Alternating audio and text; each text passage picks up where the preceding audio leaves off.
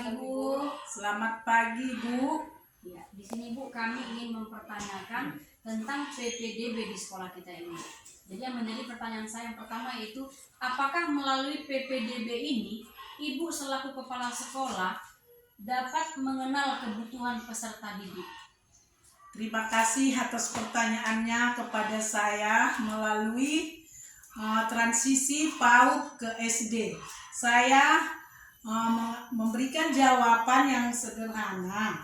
Melalui PPDB, sedikit banyaknya saya sebagai kepala sekolah SD 091614 Dolok Ulu, Kecamatan Tapian Dolok, saya sangat mengetahui karena anak tersebut telah menjadi peserta anak didik kita. Sedikit banyaknya saya pasti mengetahui. Melalui penerimaan murid baru atau PPDB, pasti saya mengenal, dapat mengetahui kebutuhan masing-masing anak tersebut. Melalui perbuatan sehari-hari, kita pasti mengetahui dan kita lihat cara belajar mereka di sekolah, membaca, menulis, dan berhitung atau calistung. Nah, itu kita harus dapat melihat kebutuhannya, apakah dia pintar, tahu membaca, tahu menulis, tahu berhitung. Makanya saya sebagai kepala sekolah, saya selalu melihat kebutuhan mereka. Dan saya percaya kepada Bapak Ibu guru yang mengajar di kelas 1-2 supaya juga dapat memperhatikan anak-anak kita, peserta didik kita kelas 1 dengan kelas 2.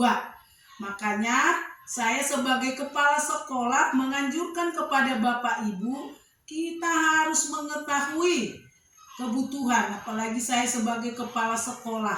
Saya khususnya kelas 1, kelas 2 yang mulai transisi dari PAUD ke SD, saya harus mengetahui. Lagi seperti Bapak Ibu, guru kelas 1, kelas 2 juga harus tahu harus tahu membedakan anak mempunyai kebutuhan itu berbeda-beda ya Bapak Ibu ya. Nah, makanya khususnya kelas 1, kelas 2 itu harus mengerti kebutuhan anak-anak kita. Di keluarga, di sekolah, kita harus saling mengetahui. Dan kita jangan coba-coba memarahi anak-anak itu walaupun mereka berbuat tidak tahu membaca. Kita harus mengajari anak itu supaya mereka mengenal atau dapat membaca, berhitung, menulis dengan baik. Terima kasih. Terima kasih Bu. Dan untuk pertanyaan yang kedua, apa dampak melakukan tes calistung kepada anak di masa PPDB? Terima kasih Ibu. Dengan pertanyaannya yang kedua, dampak buruk atau dampak buruk itu sangatlah kita lihat bila mereka tidak tahu membaca dan menulis dan berhitung atau calistung, kita harus menerimanya karena itu transisi dari PAUD ke SD. Apapun anak itu, apapun keadaannya, yang penting kita menerimanya.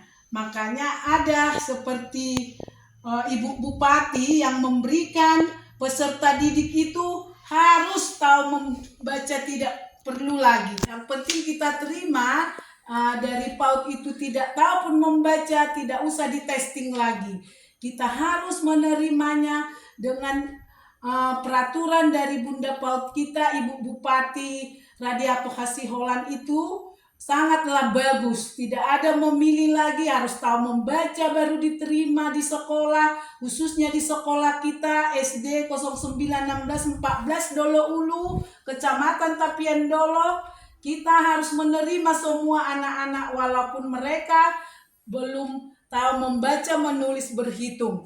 Dengan keadaan mereka, kita tidak harus memotivasi mereka betapapun kita harus berupaya menjalankan tugas kita, khususnya guru kelas 1, kelas 2 harus kita berusaha untuk membantu anak-anak tersebut.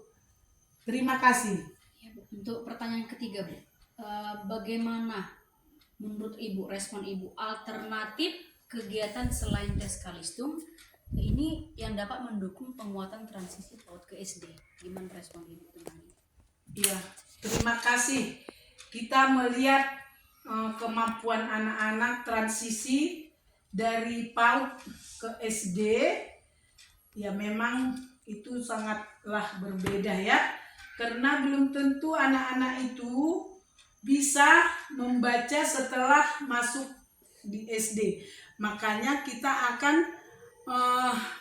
memberikan atau tampilan anak-anak tersebut berlainan karakternya. Kita harus memotivasi anak, memberikan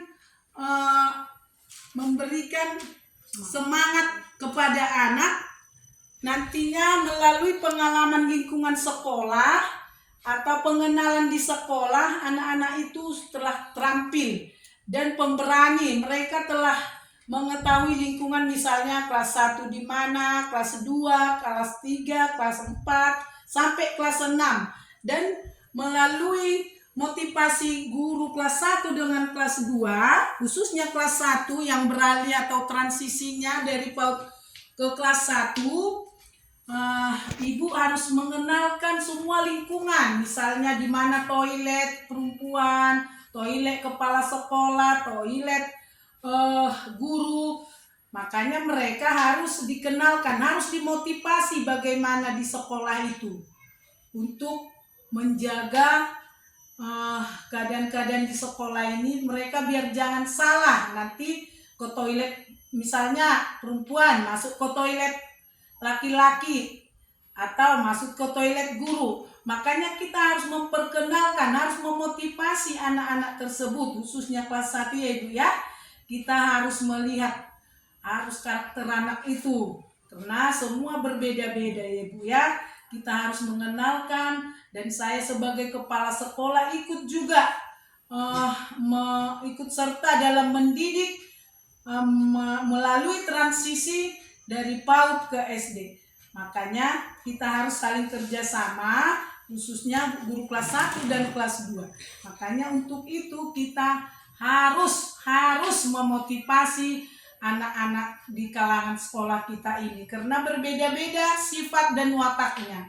Makanya untuk itu saya ucapkan terima kasih kepada guru kelas 1 dan kelas 2, khususnya kepada Ibu Bupati yang memberikan perhatian kepada PAUD transisi untuk ke SD, bisa diterima tanpa testing untuk masuk kelas 1. Terima kasih Ibu Bupati, terima kasih Ibu Bapak Guru. Sekian. Berarti Bu, kegiatan alternatif yang selain tes Kalistung itu berarti pemenuhan pengenalan lingkungan lah kita dominasi ya Bu, ya, dan motivasi intinya Bu ya.